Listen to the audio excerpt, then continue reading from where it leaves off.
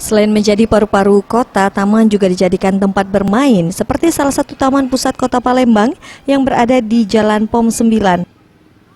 Di taman ini selain dilengkapi dengan fasilitas tempat duduk juga tersedia wahana permainan anak seperti ayunan, perosotan, dan lainnya. Pengunjung Taman Andre dan Siti yang berasal dari Lampung mengatakan taman ini sudah cukup bagus, tetapi untuk wahana permainan ini masih kurang dan perlu ditambah lagi. Dari aspek perawatan sudah sangat baik dan bersih. Main-main aja lah, liburan. Ada perlu ditambah nggak Pak? Masukannya apa? Kayaknya kotoran itu biasanya masih. Ya. Masih perlu ditambah wahana permainan. Tapi ini udah lumayan lah. Iya.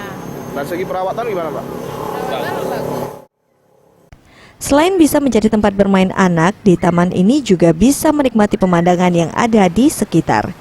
Tim Liputan Sriwijaya TV.